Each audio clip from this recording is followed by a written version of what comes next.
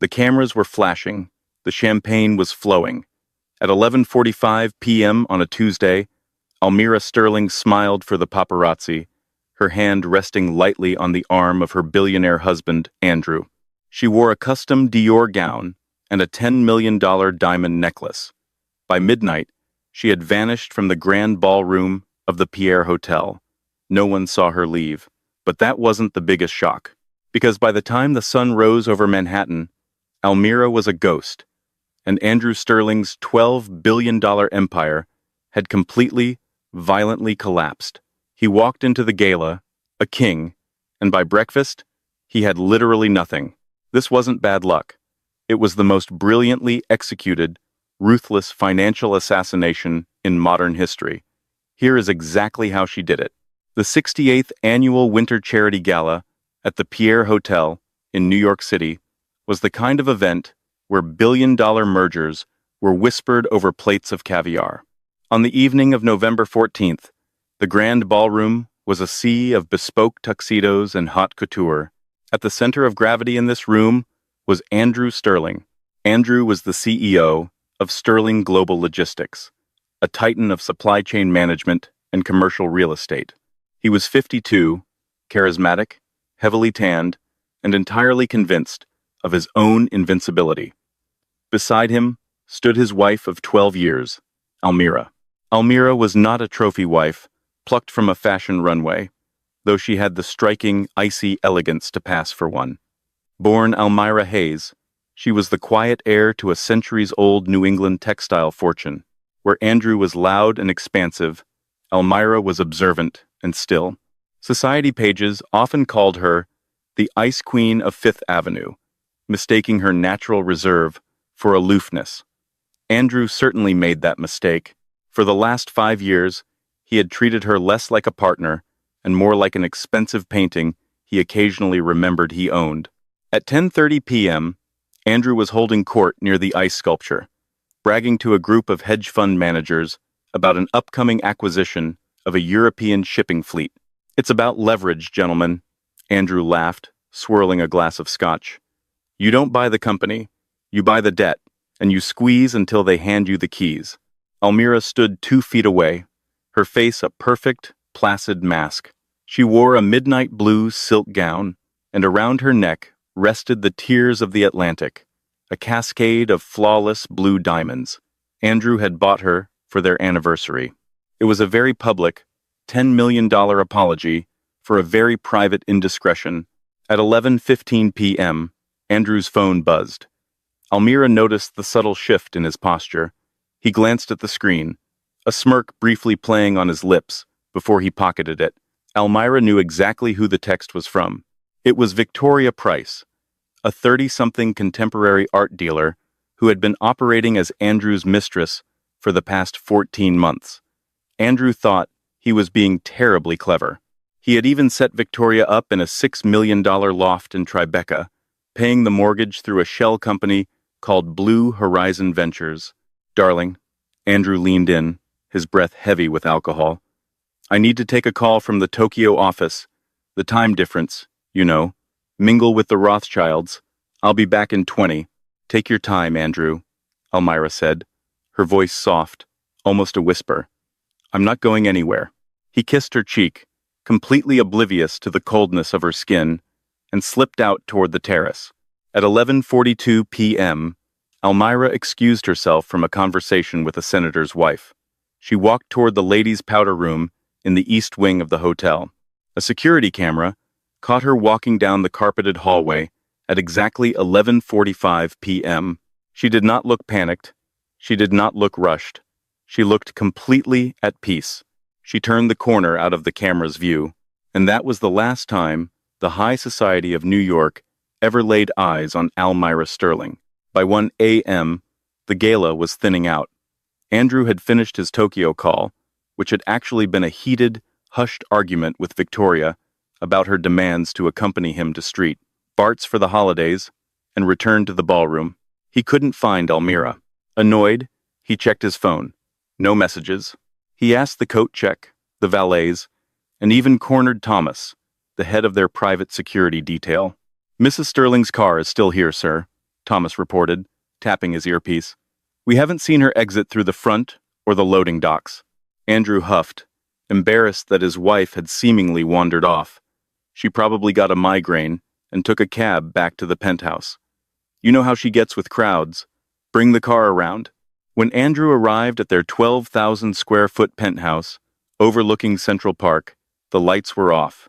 The apartment was dead silent. He walked into the master suite, expecting to find Almira asleep. The bed was perfectly made. Frowning, Andrew turned on the light. On the velvet chaise, lounge at the foot of the bed, sat a simple, beige envelope. Next to it, resting on a velvet tray, was the $10 million Tears of the Atlantic diamond choker. Andrew felt a sudden, sharp spike of irritation. Drama, he thought. She found out about Victoria, and she's trying to make a point. He tore open the envelope. There was no letter inside, no emotional goodbye, no demands. There was only a single printed sheet of paper showing a wire transfer confirmation. The logo at the top belonged to First Republic Bank of Geneva. The account numbers were partially redacted, but Andrew recognized the routing codes immediately. It was the holding account for Sterling Global's primary cash reserves. The amount transferred out was exactly $840 million. The balance at the bottom read, $0. Andrew Sterling's heart slammed so violently against his ribs that for a moment he thought he might black out. The paper slipped from his fingers and fluttered to the marble floor like a dying bird. "Thomas!" he screamed, his voice cracking, raw with panic as it ricocheted through the cavernous bedroom. "Get in here, now!" The Sterling penthouse, usually alive with quiet efficiency, even at night, answered him with nothing but silence. Before his personal assistant could reach the bedroom doors, Andrew's phone began to vibrate on the nightstand, hard, relentless, as if possessed. 3:44 a.m. The caller ID made his stomach drop. David Caldwell, CFO. David was a man who had survived market crashes, hostile takeovers, and 3 federal audits without ever raising his voice. David did not panic. But when Andrew answered, David was gasping like a man running from a fire. "Andrew," David choked, breath hitching. "Andrew, tell me you authorized the protocol. Tell me you initiated the Black Swan transfers." Andrew froze. "What the hell are you talking about, David? What transfers?" There was a pause on the line, filled only with frantic breathing. "Everything," David said hoarsely. "Everything is gone. The Cayman holding accounts, the Luxembourg trusts, the liquid reserves earmarked for the European shipping acquisition. As of midnight, the firewall was breached from the inside. The funds weren't just moved, Andrew. They were liquidated, converted, dispersed through over 100 crypto tumblers and offshore blinds." Andrew's grip tightened around the phone. "That's impossible," he roared, pacing the bedroom, his eyes snagging on the diamond necklace lying abandoned on the dresser. "Those accounts required dual authorization. My biometric key and yours.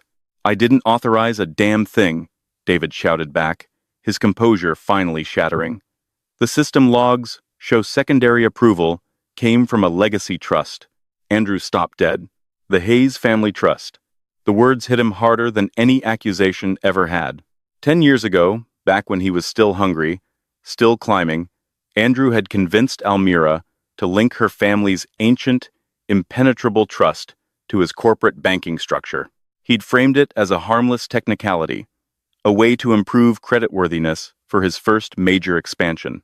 "You'll never have to think about it," he'd told her, smiling. "It's just paperwork." He had assumed she'd forgotten, assumed she wouldn't understand it anyway, assumed that the quiet woman he married was decorative, not dangerous. "David," Andrew whispered, his throat bone dry. "Where is the money?"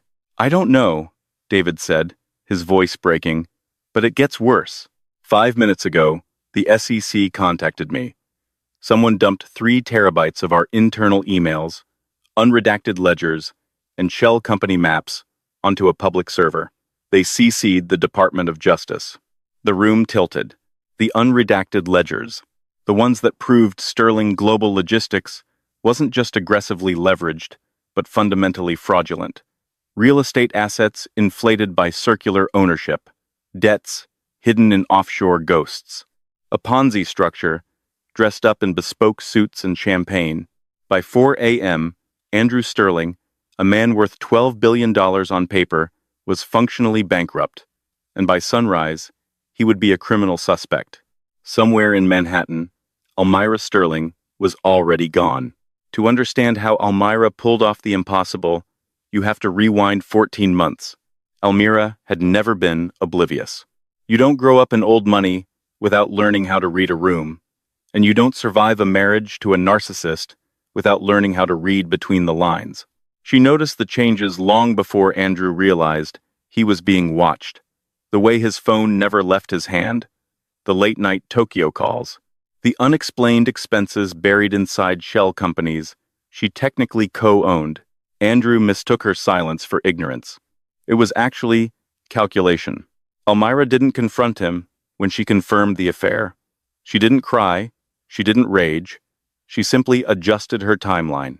The first thing she did was remember who she was before she became Mrs. Sterling. Born Elmira Hayes, she was raised in a family where wealth wasn't flashy, it was strategic. The Hayes fortune had survived wars, depressions, and political upheavals because it was built on two principles: diversification and discretion. Elmira quietly reconnected with the trustees of her family's legacy fund, men who remembered her as a sharp child who asked unsettlingly precise questions. She didn't accuse Andrew, she didn't explain her marriage. She simply asked one question: "If I needed to legally regain full operational control of the trust," she said calmly, "how long would it take?" The answer: 90 days. 90 days to dismantle a man who believed himself untouchable. Over the next year, Elmira became invisible by design. She let Andrew underestimate her, let him believe the necklace had worked, let him believe she was distracted by galas and gowns. In reality, she was learning. She learned the internal architecture of Sterling Global Logistics, learned which subsidiaries were load-bearing and which were cosmetic, learned that the company's liquidity was an illusion, propped up by trust-linked credit lines. Her trust, she documented everything. Every affair payment, every fraudulent email, every offshore shuffle. She waited until the European acquisition reached its final funding stage, when liquidity was most concentrated, when leverage was fatal. And then she set the clock. The gala was not coincidence. It was cover. At exactly midnight, Elmira initiated the Black Swan Protocol, an emergency liquidation framework originally designed to protect her family's assets in the event of global collapse. The system recognized her instantly.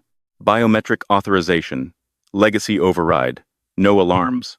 The money vanished, not stolen, but legally reclaimed. Then came phase 2, the data drop. Sterling Global Logistics had operated under the assumption that complexity was protection. Elmira understood that transparency was more dangerous.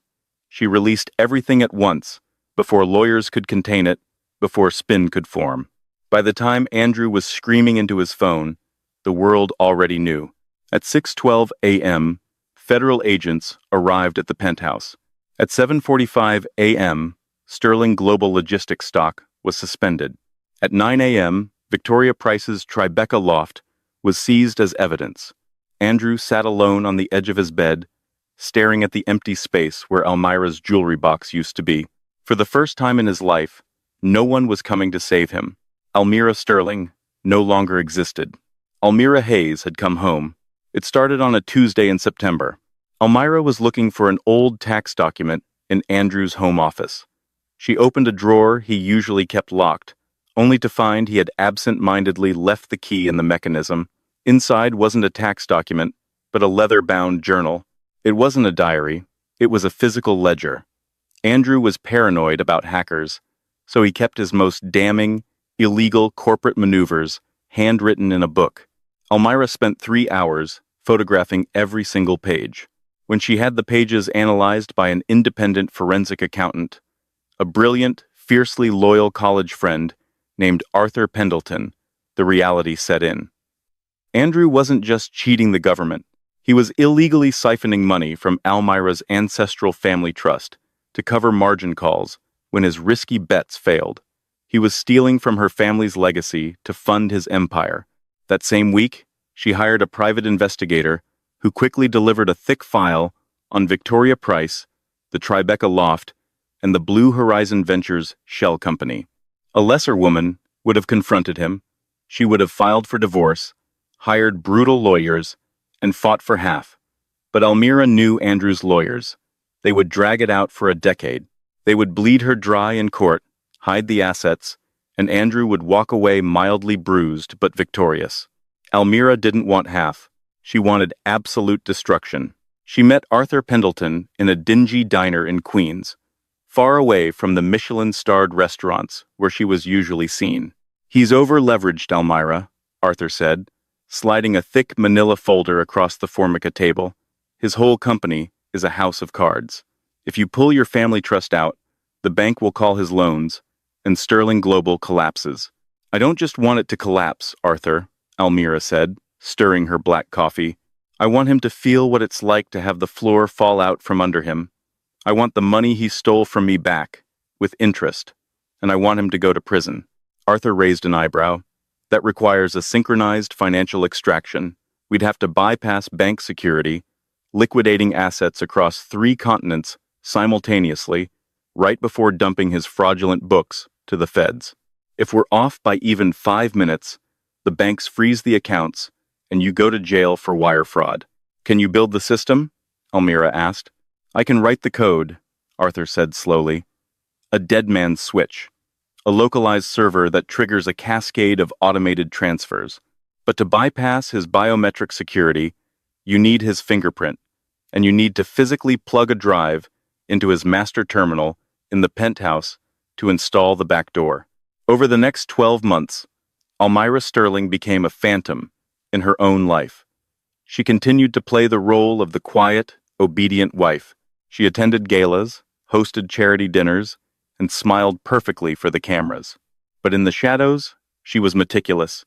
One evening, after Andrew had passed out from too much scotch, she gently pressed his right thumb onto a high-resolution silicone molding kit she had purchased online under a fake name.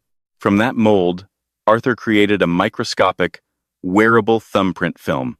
3 weeks before the gala, while Andrew was in London on business with Victoria, Almira walked into his home office.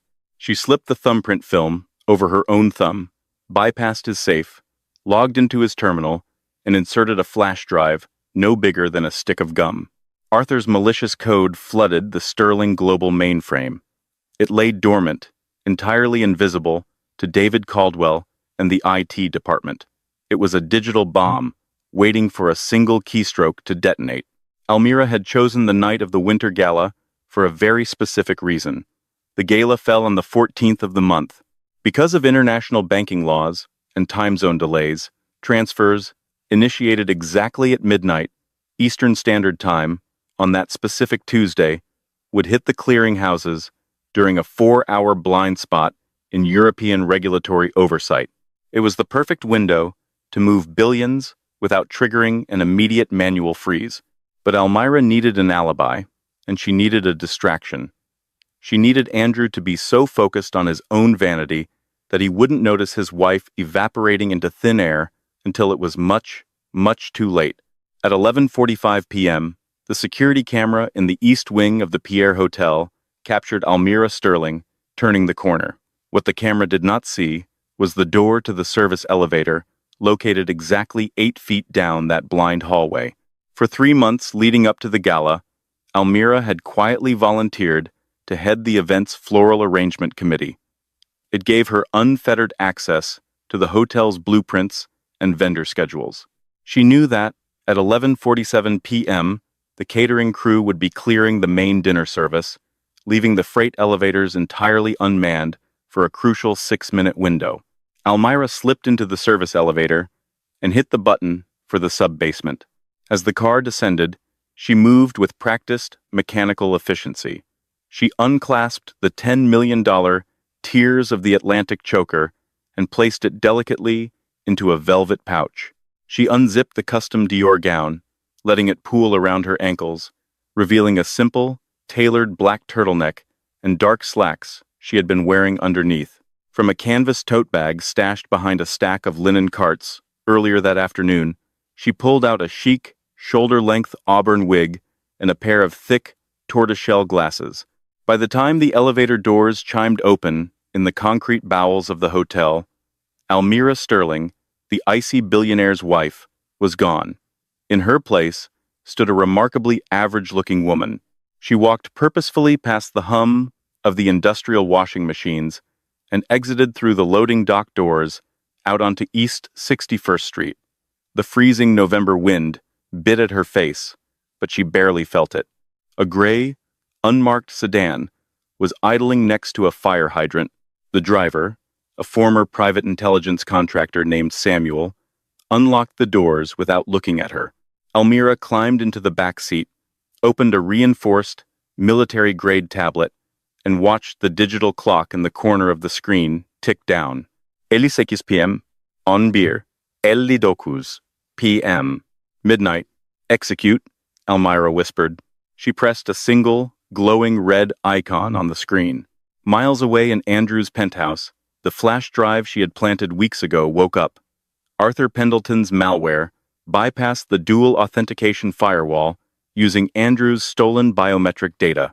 In the Cayman Islands, the servers at Trident Trust Corporate Services registered a massive, authorized withdrawal. $240 million, completely untethered from Sterling Global's corporate accounts, evaporated into a Byzantine network of decentralized crypto exchanges. In Zurich, the private wealth managers at Credit Suisse received an automated, authenticated directive to liquidate Andrew's personal stock portfolio at market value. The resulting $300 million was immediately wired out to a series of blind trusts registered in the Seychelles trusts that Almira had established under the maiden name of Andrew's own mother, ensuring the paper trail would point entirely back to him. But the most devastating blow wasn't the theft. It was the exposure. At 12:05 a.m., the malware executed its final command. It took the unredacted, authentic ledgers of Sterling Global Logistics, the ones proving Andrew had been inflating his commercial real estate values by 400% to secure fraudulent bank loans, and emailed them to the tip lines of the Securities and Exchange Commission, the FBI's white-collar crime division, and the financial editor of the Wall Street Journal. "It's done," Almira said, closing the tablet. "Take me to Teterboro." The gray sedan pulled away, blending seamlessly into the midnight traffic of Manhattan. By 6 a.m. on Wednesday, November 15th, the sun was just beginning to rise over the East River, casting a cold, gray light through the floor-to-ceiling windows of Andrew Sterling's penthouse. Andrew had not slept. He was sitting on the edge of his bed, his tuxedo shirt unbuttoned and stained with sweat. The diamond choker still sat on the velvet tray, mocking him.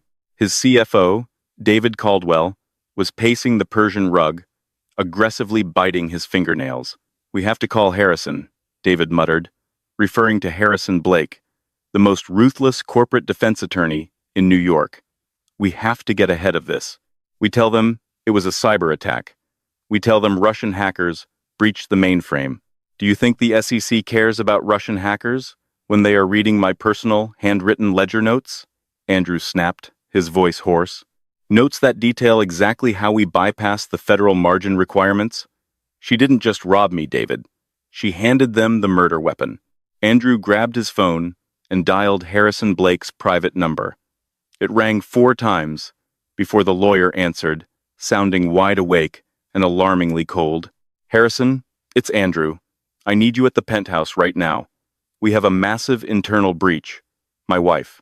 "Andrew," Harrison interrupted, his tone devoid of its usual sycophantic warmth. "Turn on CNBC." Andrew grabbed the remote and flicked on the 80-inch television mounted on the wall. The breaking news banner at the bottom of the screen flashed in bright, violent red. Sterling Global Logistics, raided by FBI. CEO investigated for massive fraud. Helicopter footage showed a swarm of dark SUVs surrounding the glass and steel skyscraper of Sterling Global in Midtown. Dozens of agents in navy blue windbreakers were already hauling cardboard boxes and computer servers out of the lobby. They've been there since 5:30 a.m., Andrew, Harrison said through the phone. A federal judge signed a no-knock warrant in the middle of the night. The DOJ has the unredacted books. They have emails. They have wire transfers from this morning showing you moving $800 million to offshore accounts in the Seychelles. That wasn't me, Andrew screamed. That was Almira. She set me up. The accounts are registered under your late mother's name, Andrew, Harrison replied flatly, and the biometric logs show your fingerprint authorized the transfers. The narrative the feds have is that you knew the company was going under, so you looted the treasury and tried to frame your missing wife. Andrew felt the blood drain entirely from his face. The room began to spin. Almira hadn't just taken the money. She had framed him for his own financial assassination. Harrison, you have to fix this. I'll pay you whatever you want. Double your retainer. There was a long, brutal silence on the other end of the line. Andrew, as of 5:45 a.m., the federal government froze every single domestic and international account associated with your name, your company, and your holdings, Harrison said, his voice lowering. You can't pay my retainer. You can't even buy a cup of coffee right now. I advise you not to speak to anyone without a public defender present. Goodbye, Andrew. The line went dead. Andrew dropped the phone. The $12 billion empire he had spent 3 decades building on lies, leverage, and ruthlessness had been dismantled in exactly 6 hours. Suddenly, a heavy, rhythmic pounding echoed from the front doors of the penthouse. FBI, open the door. We have a warrant. David Caldwell whimpered and sank onto the edge of the sofa, putting his head in his hands. Andrew slowly stood up, looking one last time at the tears of the Atlantic resting on the bed. Almira had left it behind because she didn't need it. It was a parting gift, a down payment for his legal fees. As the front doors of the penthouse splintered open under the force of a battering ram, Andrew Sterling finally realized just how thoroughly he had underestimated the Ice Queen of Fifth Avenue. At 1:30 a.m., while the Gala at the Pierre Hotel was just beginning to descend into a frantic search for the missing billionaire's wife, a gray sedan with tinted windows glided onto the private tarmac at Teterboro Airport. In the world of the ultra-wealthy, Teterboro is the gateway to the sky, a place where questions are rarely asked if the tail numbers are cleared and the fuel is paid for in advance. Almira sat in the back seat, her heart hammering a steady, rhythmic pulse against her ribs. She was no longer wearing the custom Dior gown. She had stripped it off in the service elevator of the hotel, leaving it in a heap like the skin of a shed snake. Now, she wore a simple, anonymous black tracksuit and a heavy wool coat. We're clear for boarding, ma'am, the driver, Samuel, said without looking back. He was a man paid for his silence, a former intelligence contractor who specialized in disappearances for those who could afford his 7-figure retainer. Almira stepped out into the freezing New Jersey wind. Waiting on the runway was a Gulfstream G650. This wasn't a Sterling Global jet. It wasn't even a charter. It was a ghost plane. For the last year, Almira, with the help of Arthur Pendleton, had been funneling small, untraceable amounts of money into a European medical supply conglomerate called Aegis Biomed. On paper, the company was legitimate. In reality, it was a shell designed for this exact moment. As she climbed the air stair, she looked back at the Manhattan skyline one last time. Somewhere in that glittering cluster of lights, Andrew was realizing his world was on fire. She felt no pity. She felt only the cold, sharp relief of a prisoner who had finally picked the lock. Inside the cabin, the lights were dimmed. The pilot, Captain Jonathan Reed, stood by the cockpit door. He was a veteran flyer who had spent 20 years flying black flights for various agencies. He knew that the flight plan he had filed, a direct hop to Shannon, Ireland, for refueling before heading to Geneva, was a fabrication. "Good evening, Miss Miller," Reed said, using the name on her new passport. Almira nodded and headed straight for the lavatory. This was the most critical phase of the evaporation. To the world, Almira Sterling was a tall, striking blonde with piercing blue eyes. To the cameras that would inevitably be tracking her, she had to become someone else entirely. She sat perfectly still before the small vanity mirror, the soft white bulbs casting a clinical, unforgiving light across her face. The room smelled faintly of adhesive, metal, and something antiseptic.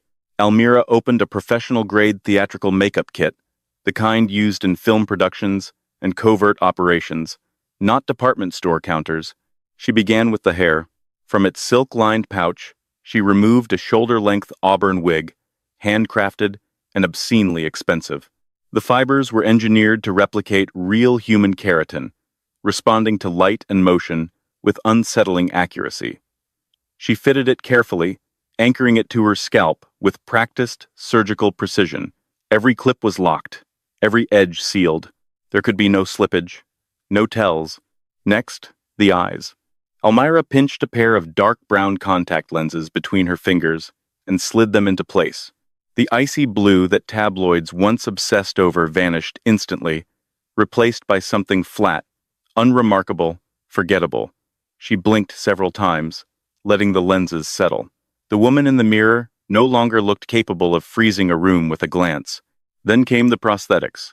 Using a medical-grade adhesive, she applied a thin nasal bridge, barely noticeable, but enough to subtly widen her nose and alter the proportions of her face. Geometry mattered. Facial recognition systems relied on angles and distances, not beauty. She followed with contouring, softening her jawline, dulling its sharpness, darkening her skin tone by 2 careful shades.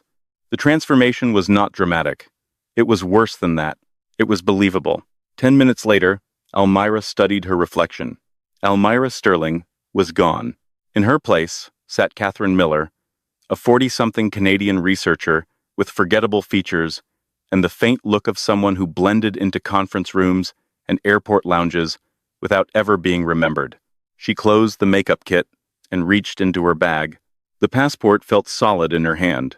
This was not a forgery bought in a back alley. It was the crown jewel of her preparation. Almira had not created a disguise. She had created a life. For 2 years, she had existed online as Catherine Miller. She had a legitimate Canadian bank account in Toronto, with a modest, carefully maintained balance. Her social media profiles went back 3 years, filled with AI-generated photographs of her new face standing before recognizable Canadian landmarks: Niagara Falls, Stanley Park, a snow-dusted street in Montreal. The images had metadata, timestamps, and casual captions that suggested a woman too boring to scrutinize. She had paid property taxes on a small, derelict cabin in Nova Scotia under this name. The structure barely stood, but that was the point. It anchored her existence to land, to records, to bureaucracy. Catherine Miller had receipts. Almira slid the passport back into her bag just as the engines of the Gulf Stream began to roar. The jet shuddered, then surged forward, lifting into the night sky. Manhattan fell away beneath them, a grid of lights shrinking into insignificance. Once airborne, she opened a reinforced, military-grade laptop. The casing was matte black, unmarked. Inside, the screen glowed with cascading green text, Arthur's work. Code flowed like a living thing. "Are you there?" she typed into the encrypted channel. "I'm here." Arthur's response blinked back instantly. "Extraction is 90% complete. The Seychelles trusts are fully funded. The crypto tumblers have finished the first 3 laundering cycles. Andrew's personal accounts are at 0. Almira exhaled slowly, the vibration of the jet engines humming through her bones. "And Andrew?" she typed. Arthur didn't hesitate. "He's currently screaming at a public defender in a room that smells like floor wax." A faint, humorless smile touched her lips. "And the mistress?" "Victoria Price is performing exactly as predicted," Arthur replied. "She's terrified. I sent her the documentation. You prepared the proof that Andrew intended to frame her for the real estate fraud. She's at the FBI field office right now, handing over the hard drive you planted in her loft. She believes she's saving herself. Almira leaned back in her seat, closing her eyes briefly. Victoria had always been the weak point. Ambitious, yes, but fear ruled her. Almira had spent a year studying her patterns, her insecurities, her desperate need to survive at any cost. By convincing Victoria that Andrew planned to sacrifice her as a scapegoat, Almira had transformed his only remaining ally into his most lethal witness. She has no idea, Arthur continued, that she's the final nail in his coffin. No, Almira typed calmly. She wouldn't. There was a pause. One more thing, Arthur added. The tears of the Atlantic necklace. Why did you leave it on the bed? That was $10 million in liquid asset. Almira opened her eyes and stared out the small oval window at the endless black sky. Because, she typed, I didn't need it. She could have taken the necklace, sold it, vanished with it, like everyone expected. But leaving it behind had been deliberate. The necklace was not an asset, it was a symbol. A public apology for a private betrayal, a reminder of everything Andrew thought money could fix.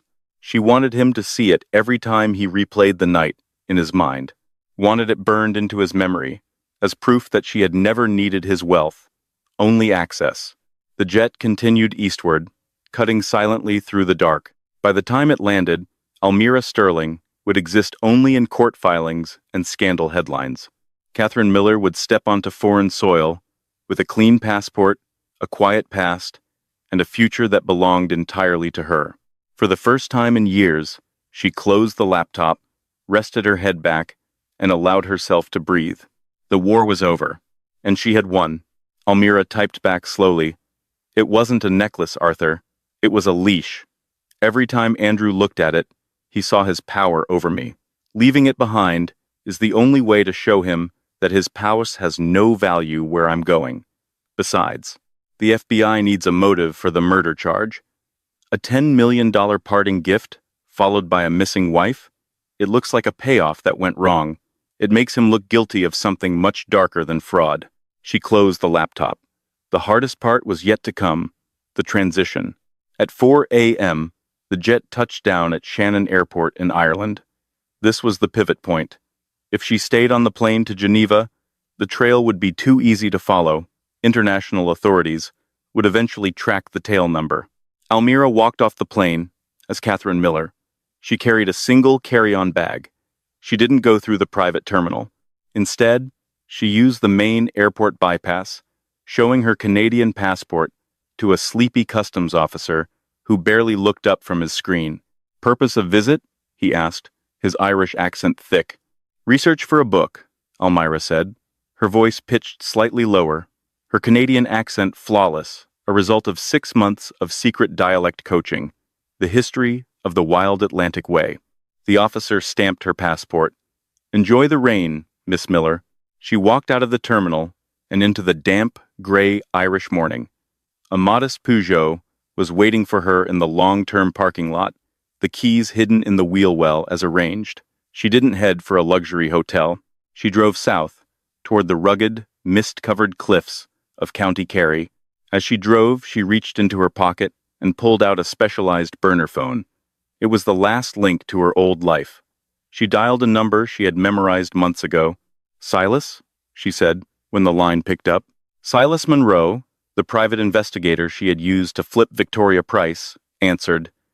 The news just broke on the wires, Almira. Or should I say, Catherine? The FBI has officially declared Andrew Sterling a person of interest in your disappearance. They've found the evidence in the Tribeca loft. The narrative is set. He's being painted as a desperate man who looted his company and silenced his wife to cover the tracks. Good, Almira said. Is the secondary transfer ready? Yes, Silas confirmed. The $5 million for Victoria has been moved to an escrow account. She gets it the moment Andrew is indicted, and Arthur's fee has been cleared. Everyone is happy, and everyone is silent. And you, Silas? I'm retiring, just like we discussed, Silas chuckled. I'm heading to a beach in Thailand, where they don't even have cell service. It's been a pleasure helping you burn the kingdom down, ma'am. Elmira ended the call and pulled over to the side of a deserted coastal road. Below her, the Atlantic Ocean crashed violently against the black rocks. She stepped out of the car, the salt air filling her lungs. For the first time in 12 years, she didn't feel the weight of the Sterling name. She didn't feel the suffocating pressure of being a trophy or a brand. She took the burner phone, snapped the SIM card in half, and hurled the device into the churning gray water below. She watched it disappear into the foam. She wasn't just a woman who had run away. She was a woman who had meticulously erased a monster and reclaimed her soul in the process. Andrew Sterling had spent his life thinking he was the smartest man in every room, the ultimate predator in a world of prey. He never realized that the most dangerous predator isn't the one who roars. It's the one who stays silent, watches the patterns, and waits for the perfect moment to step out of the frame entirely. Elmira got back into the Peugeot and turned the heater on. She had a long drive ahead of her, across the border and into a life where Catherine Miller could finally breathe. The Ice Queen was gone. The ghost had taken her place, and the morning sun was finally beginning to break through the Irish mist. The downfall of Andrew Sterling wasn't just a corporate implosion, it was a psychological dismantling. The media instantly dubbed it the Thanksgiving Massacre, as the story of the billionaire who allegedly looted his own company and murdered his wife dominated every single news cycle globally. To understand the sheer genius of Elmira's final trap, we have to look at what happened inside the walls of the FBI field office in Lower Manhattan. Exactly 72 hours after the Winter Gala, Andrew sat shivering in an interrogation room. He was still wearing the same trousers from his bespoke tuxedo, though the jacket and shirt had been seized as evidence. Across the stainless steel table sat Special Agent Thomas Croft, a veteran of the white-collar crime division who had zero patience for Manhattan billionaires. Croft didn't start by asking about the offshore accounts in the Seychelles. He started by sliding an 8 by 10 glossy photograph across the table.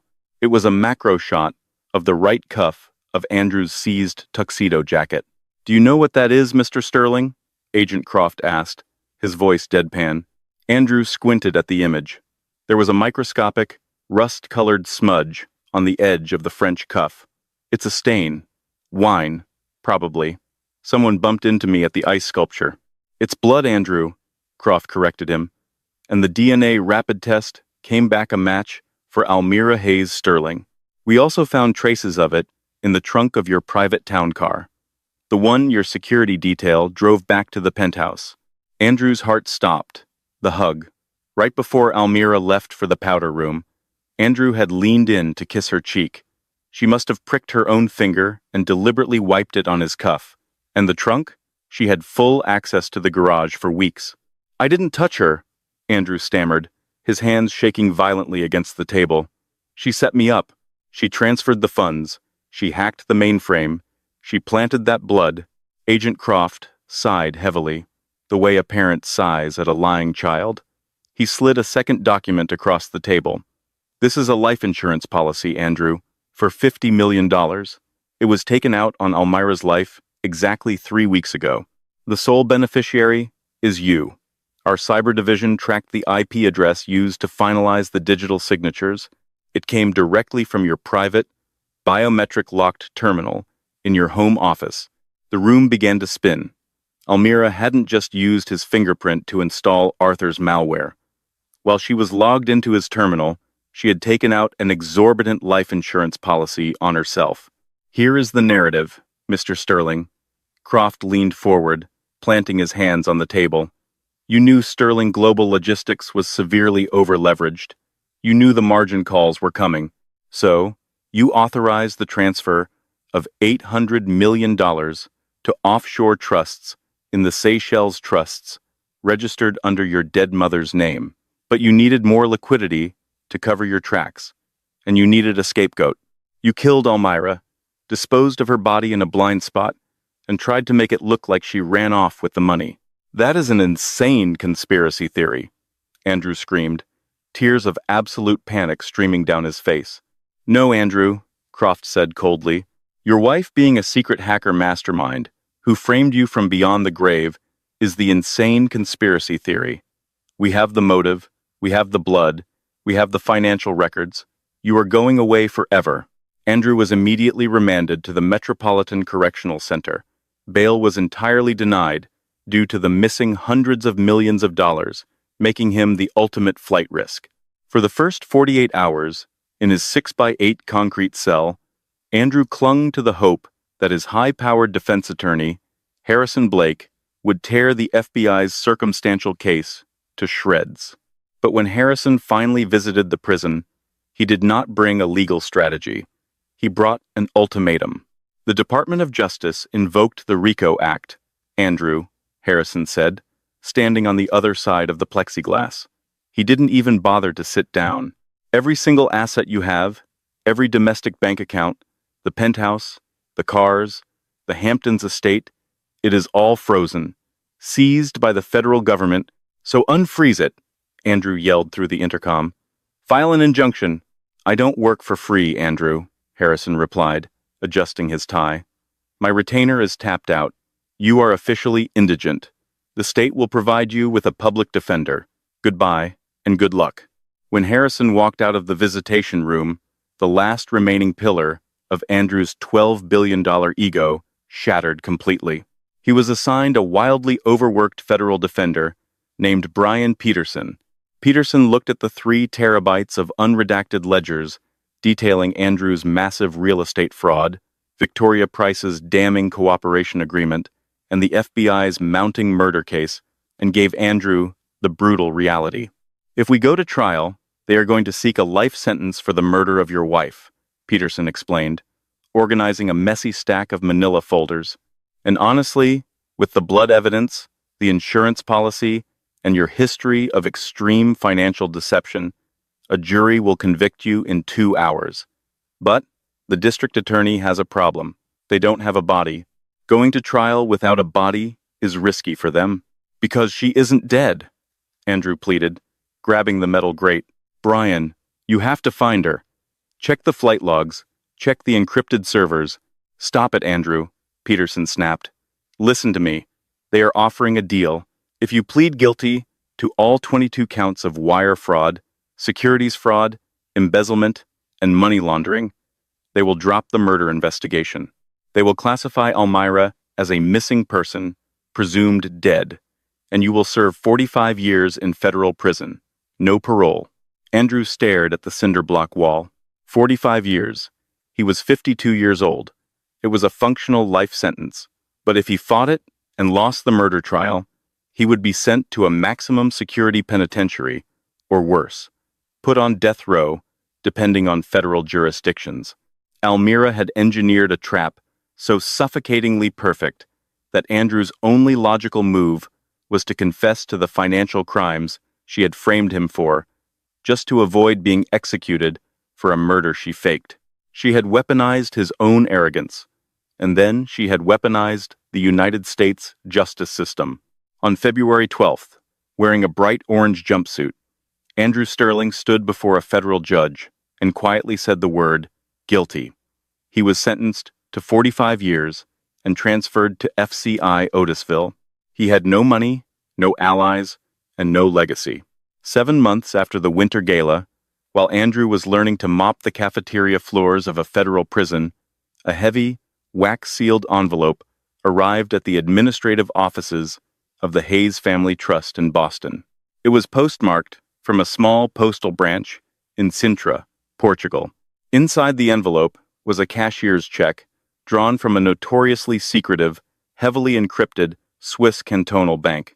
The amount was exactly $312 million, the precise amount Andrew had illegally siphoned from Almira's family legacy, plus a staggering 20% interest to account for lost market gains. There was a small, handwritten note attached. It was written on thick, cream-colored cardstock in Almira's elegant, unmistakable cursive. Debt settled. The family legacy is secure. The remaining liquid assets have been anonymously dispersed to the employee pension funds that Andrew attempted to dissolve, as well as various global charities supporting victims of corporate fraud. Furthermore, the debt on Andrew's flagship commercial properties has been purchased through a blind trust and forgiven, transferring the buildings to the city for affordable housing. His empire is entirely gone. Do not look for me. I am finally awake. Almira Sterling had orchestrated the perfect crime because, in her eyes, it wasn't a crime at all. It was a surgical repossession. She used Arthur Pendleton's brilliant malware to systematically dismantle the fraudulent empire Andrew had built on her family's dime. She didn't just steal his money, she erased his name from the Manhattan skyline. Thousands of miles away, in a secluded, sun-drenched villa overlooking the rugged coastline of Portugal, a woman named Catherine Miller sat on a terracotta terrace. Her auburn hair caught the ocean breeze. She wore a simple white linen dress, a stark contrast to the heavy $10 million diamonds she used to wear like a collar. Her phone buzzed once on the glass table. It was an encrypted text from an unknown number. It simply read, "The board has accepted the real estate transfer. The king is in the dungeon. The board is clear." Catherine smiled, picked up her glass of local Vinho Verde, and took a slow, peaceful sip. The Ice Queen of Fifth Avenue had never melted. She had simply changed the climate, leaving the man who thought he owned her to freeze in the dark while she stepped effortlessly into the sun. And that is the incredible, chilling story of how a billionaire's wife executed the most flawless financial disappearance in modern history. Almira Sterling proved that the most dangerous person in the room isn't always the loudest. It's the one who watches, waits, and plans. What do you guys think? Was Almira a criminal mastermind who went too far, or was she completely justified in taking down a man who stole her family's legacy and her life? Let me know your exact thoughts down in the comments below. I read every single one. If this story had you hooked, hit that like button. It really helps the channel out. And if you want more insane, real-life mysteries, corporate takedowns, and true crime stories, make sure to subscribe and ring that notification bell so you never miss an upload. Thanks for watching, and I'll see you in the next video.